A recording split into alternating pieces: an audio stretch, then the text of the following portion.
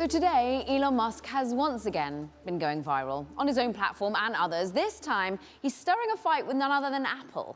Now, Musk says Apple has halted most of its advertising on Twitter and asked the company, quote, if they hate free speech in America. He even appealed directly to Apple CEO, asking, what's going on here, Tim Cook? He also went on to accuse the company, well, threatening to remove the platform from its app store. He did not say why, though, and now this all comes as many companies have halted spending, we know, on Twitter amid concerns about Elon Musk's content moderation plans for the site.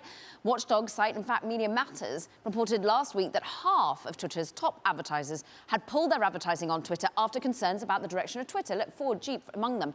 Elon Musk, meanwhile, has been blaming activists for pressuring advertisers and has talked about Twitter seeing a massive drop in revenue already. He said in the past that he wants to make money for Twitter by turning it into a paid subscription service, with a relaunch of its paid verified services due Friday, of course. But for now, the vast majority of Twitter's revenue still comes from advertising. Ed? Yep, let's stick with this story. Bring in Bloomberg's Kurt Wagner, our social media reporter, for more. I mean, Kurt, there's a lot to unpick here. What happens if Apple took Twitter off the App Store? I guess that's the place to start. Sure. I mean, that's a pretty dramatic outcome, right? Like, this would be that Twitter is routinely, allowing terrible content on the platform. Usually Apple reserves this for, egregious violations. And so if this were to be the case, of course, that's a huge blow to Twitter, right? The App Store is probably the main way, or one of the main ways, that most of its users get the app, get app updates. So, for example, I believe the app would still work on my phone, but in order to, get an updated version, I have an iPhone, I might have to, figure out a way to download that from the web. It's the kind of thing that's going to erode over time and cause a lot of people to either stop using Twitter or possibly have to move to a different device. And so that's a huge issue. And one of the reasons I tweeted that I think Twitter needs Apple a lot more than Apple needs Twitter here. And that's because Apple has the distribution at its fingertips. And actually, I was pretty surprised that Apple was one of the biggest advertisers with Twitter. Kurt, meanwhile, the cryptic sort of war almost he's declared on Apple continues. Right. And talk to us about what he means by a free speech suppression. He said in a tweet, that Twitter files on free speech suppression will soon be published on the social media platform. What does he mean? What's he going to declare on there?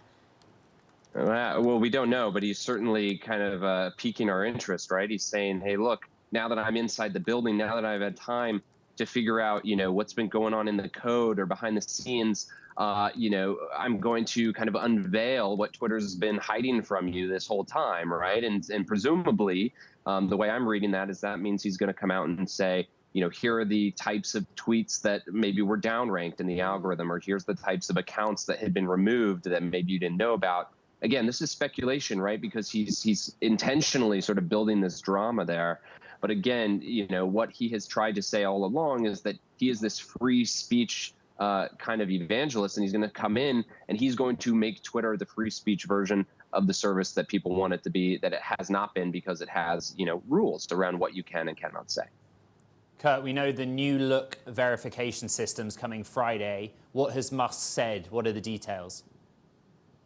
Yeah, well, he mentioned, and I think we talked about this, Ed, actually on Spaces on Friday when we were there, that there's going to be a series of different colored badges, right? At least that's the plan for now. And I'm going to forget the colors off the top of my head, but presumably, you might have one color if you are an elected official. You might have another color if you are a brand, or if you're running kind of an account that's representing, a company versus an individual person, right? And so this is actually not a new idea. This is something that folks have inside Twitter have kicked around for a long time before Elon showed up.